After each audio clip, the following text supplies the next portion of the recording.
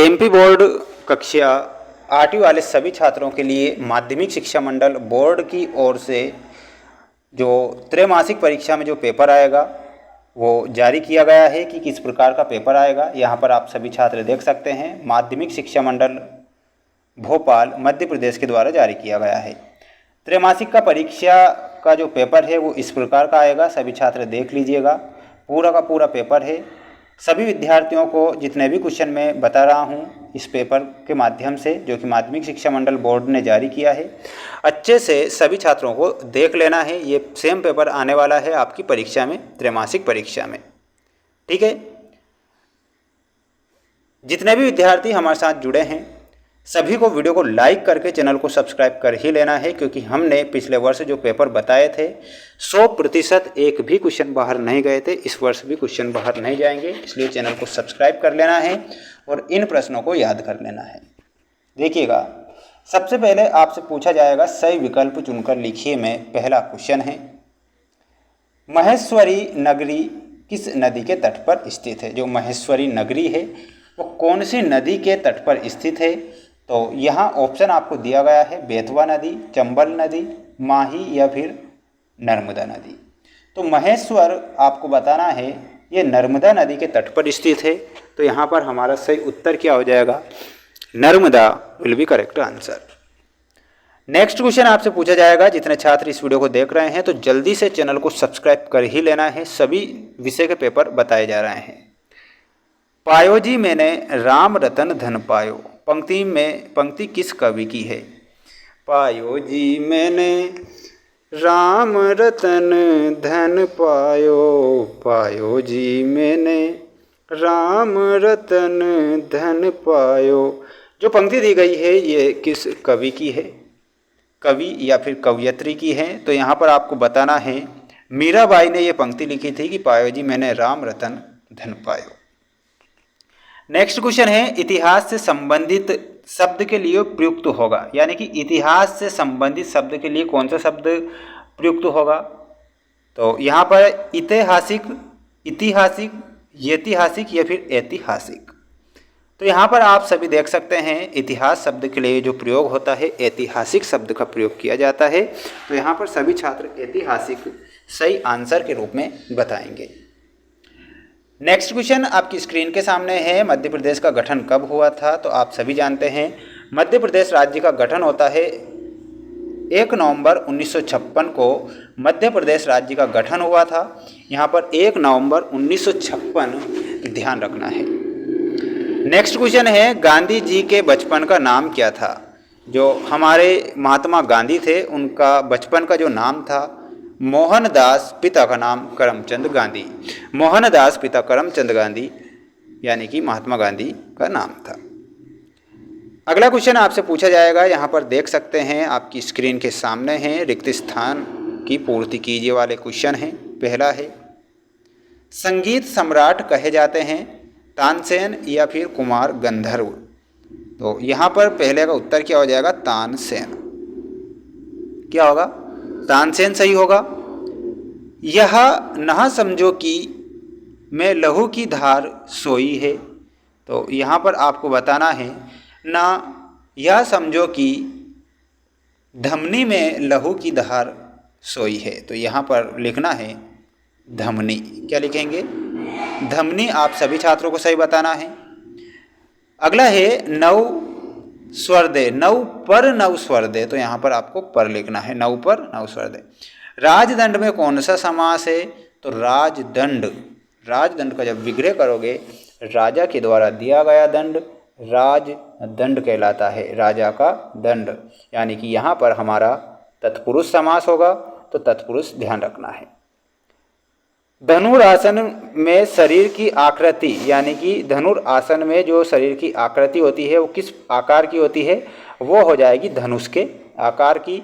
तो यहाँ पर धनुष आपको सही बताना है। अगला प्रश्न आपसे पूछा गया है, सभी छात्र जल्दी से आप वीडियो को लाइक करके चैनल को सब्सक्राइब कर ही लेना है, क्योंकि पूरा पेपर विद सॉल्यूशन के साथ बताया जा रहा है। संपूर्ण विषय के पेपर हम आपको बता देंगे जो आपकी त्रैमासिक परीक्षा में आ जाएंगे। ठीक है, क्वेश्चन अति लघुत्तरी में है, वीर जननी का पुरस्कार किसे मिला था? तो वीर जननी का जो पुरस्कार मिला था यहाँ पर आपको बताना है श्रीमती टी सुब्रमण्यम, श्रीमती टी सुब्रमण्यम आपको ध्यान रखना है, ठीक है। Shrimati T Subramaniam will be correct होगा। धर्मरथ के 4 घोड़े कौन कौन से हैं? देखिएगा, धर्मरथ के जो 4 घोड़े हैं उनका नाम आपको बताना है। तो देखिएगा, मैं यहाँ पर बता देता हूँ। धर्मरथ के 4 घोड़े जो होते हैं, सही से ध्यान दीजिएगा। एक होता है बल, दूसरा होगा आपका विवेक, यानी कि जो धर्मरथ पर बैठा होता है बल, विवेक और आत्मसंयम, आत्मसंयम भी होगा, आत्मसंयम। और अगला है आपका, यानी कि 3 बल होगा, विवेक होगा, आत्मसंयम होगा और एक हो जाएगा परोपकार, यानी कि ये 4 घोड़े हैं परोपकार, ठीक है। तो कॉपी में नोट कर लीजिएगा, क्योंकि ये क्वेश्चन परीक्षा में आ जाएंगे तो आपके तोते उड़ जाएंगे, इसलिए टाइम से पहले, वक्त से पहले याद कीजिएगा। अनुप्रास अलंकार का उदाहरण लिखिए। अब देखिएगा, अनुप्रास अलंकार का उदाहरण पूछा जाए तो चारु चंद्र की चंचल किरणें खेल रही थी जल तल में, यानी कि चारु चंद्र की चंचल किरणें, यानी कि चारु जहाँ पर वर्णों की आवृत्ति बार बार होती है तो अनुप्रास अलंकार होता है। इस प्रकार लिखिएगा, चारु चंद्र की चंचल किरणें खेल रही थी जल थल में, ठीक है। अगला है, नारी और पुरुष शब्दों में त्व प्रत्यय जोड़कर नए शब्द आपको बनाना है। तो नारी में अगर आप त्व जोड़ेंगे तो हो जाएगा नारीत्व। क्या होगा?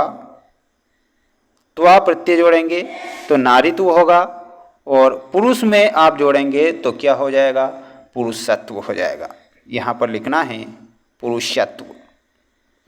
प्रत्यय किसे कहते हैं? ऐसे शब्दांश जो किसी शब्द के अंत में जुड़कर उनके अर्थ में परिवर्तन करते हैं, उन्हें प्रत्यय कहते हैं। तो नारीत्व हो गया और ये हो गया पुरुषत्व। नेक्स्ट क्वेश्चन है, काफ़ी इंपॉर्टेंट क्वेश्चन है। वेद कितने प्रकार के होते हैं? तो आपको बताना है वेद 4 प्रकार के होते हैं।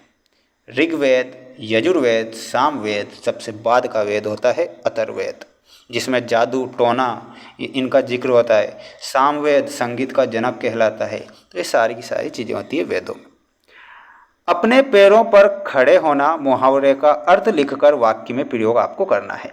तो अपने पैरों पर खड़े होना मुहावरे का अर्थ क्या होगा? तो मैं आपको बता देता हूँ। अपने पैरों पर खड़ा होना यानी कि आत्मनिर्भर होना। क्या होगा? यहाँ पर इसका अर्थ लिखिएगा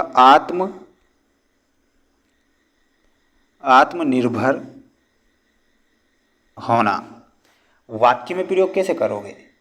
भारत अब सभी क्षेत्रों में अपने पैरों पर खड़ा है, ये वाक्य में प्रयोग हो जाएगा। यानी कि भारत अब सभी क्षेत्रों में अपने पैरों पर खड़ा है, क्योंकि इतना आत्मनिर्भर हमारा प्यारा भारत हो चुका है। ऐसे आपको बताना है। नेक्स्ट जो क्वेश्चन आपसे पूछा जाएगा, लघुत्तरी वाले प्रश्न होंगे। 3 नंबर के क्वेश्चन हैं। विक्रम संवत के अनुसार वर्ष के महीनों के नाम लिखना है। तो ज्येष्ठ, आषाढ़, श्रावण, भादो, कार्तिक, कुंवार, कार्तिक, अग्न, पौष, माघ, फागुन, है ना। तो इस प्रकार से आपको ये याद रखना रहेगा। कवि माँ सरस्वती से क्या वरदान चाहता है? कमेंट बॉक्स में बताना है सभी छात्रों को। देखते हैं किसका आंसर यहाँ पर आता है। तुलसीदास ने किस किस के उद्धार का उल्लेख किया था? अब जो तुलसीदास थे उन्होंने किस किस के उद्धार का उल्लेख किया था, तो मैं आप सभी छात्रों को बताना चाहूँगा। तो जो तुलसीदास थे उन्होंने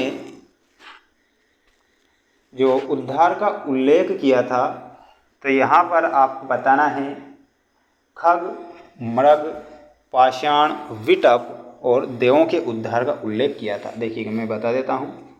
खग, मृग, पाषाण, विटप,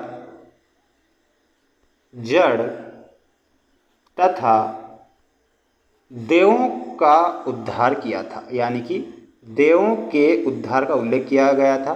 देवों के उद्धार का इतना आप लिख दीजिएगा, 3 नंबर आपको मिल जाएंगे।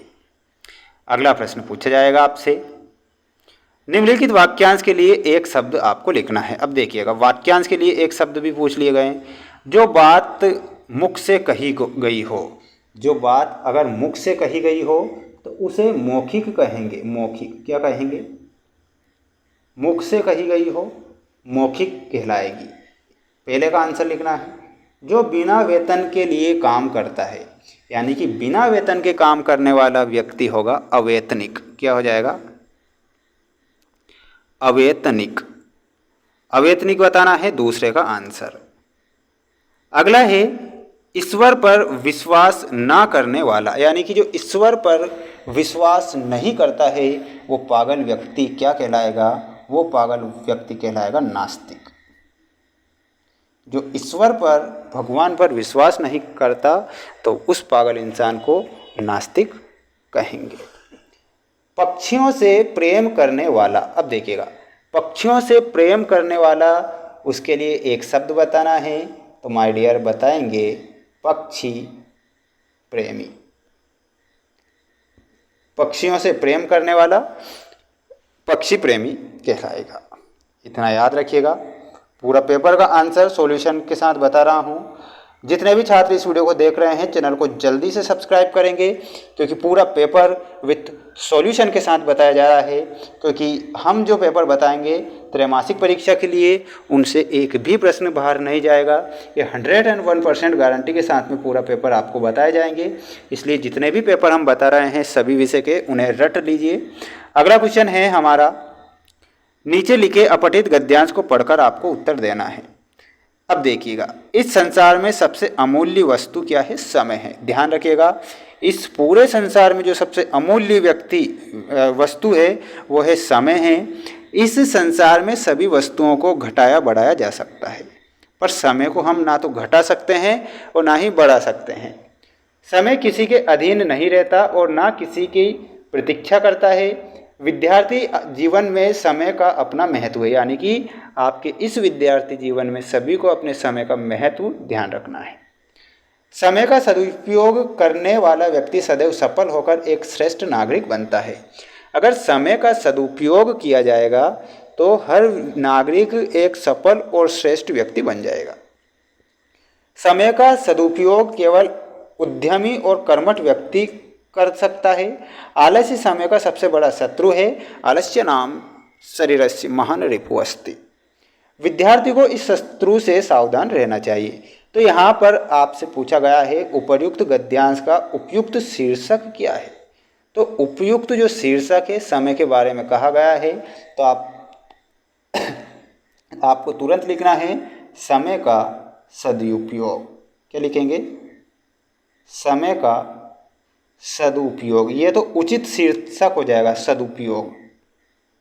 ये क्या हो जाएगा? सदुपयोग। ठीक है, ये तो हो गया शीर्षक। समय का सबसे बड़ा शत्रु कौन सा है? तो समय का जो सबसे बड़ा शत्रु है ना, वो हो जाएगा आलस्य। आलस्य नाम शरीरस्य महान रिपु अस्ति। तो आलस्य समय का सबसे बड़ा शत्रु होता है, दुश्मन होता है। ये आप सभी छात्रों को ध्यान रखना है। जितने भी छात्र इस वीडियो को देख रहे हैं तो सभी छात्रों से पुनः मेरा कहना है कि आप अच्छे से याद कर लीजिए। मैं पूरी गारंटी के साथ में ये पेपर बता रहा हूँ और आपकी परीक्षा में ये पेपर आ जाएगा। फिर आप सोचेंगे कि वाह क्या बात है। अगला क्वेश्चन, बहादुर बेटा किसे कहा गया है? वशियतनामे का रहस्य। किस स्थिति में कदम पर मनुष्य अपने आप को घोर निराशा में देखता है? धनी व्यक्ति को क्या नहीं करना चाहिए? ये सारे के सारे आंसर अगर आप सभी छात्रों को पीडीएफ के माध्यम से चाहिए तो आप हमें कमेंट बॉक्स में ज़रूर बताना। सभी के आंसर आप सभी छात्रों को मिल जाएंगे। ज़रूरी जानकारी अब मैं ये ब्लैंक पेज में आपको दे रहा हूँ, जो सभी छात्रों को ध्यान से सुन लेना है। हमारे इसी चैनल पर आप सभी छात्रों को 100% जो क्वेश्चन हैं, पेपर हैं, राज्य शिक्षा केंद्र के द्वारा जारी किए गए वो आईएमपी क्वेश्चन हम बता रहे हैं, जो कि आपकी त्रैमासिक परीक्षा, वार्षिक परीक्षा में पूछे जाएंगे। त्रैमासिक, अर्धवार्षिक और वार्षिक परीक्षा में पूछे जाएंगे, जो कि माध्यमिक शिक्षा मंडल बोर्ड जारी करता है, ताकि बच्चे इन पेपर से पढ़ सके और अपनी परीक्षा में अंक प्राप्त कर सकें। वही पेपर मैं आपको बता रहा हूँ, इसलिए सभी छात्रों से पुनः मेरा कहना है चैनल को सब्सक्राइब कर लीजिएगा। सभी पेपर हम बताएंगे, 4 सेट बताएंगे। हिंदी के हम 4 सेट बताएंगे, इंग्लिश के 4 होंगे, गणित के 4 होंगे। इस प्रकार 4 सेट आपको माध्यमिक शिक्षा मंडल बोर्ड की ओर से दिए जा रहे हैं, इसलिए वार्षिक, त्रैमासिक, अर्धवार्षिक के लिए दिए जा रहे हैं। तो आप अच्छे से याद कीजिएगा, हम आपको उपलब्ध करवा देंगे। चैनल पर नए हैं तो चैनल को सब्सक्राइब जरूर कीजिएगा। मिलते हैं हम सभी नेक्स्ट वीडियो में। जय हिंद, वंदे मातरम।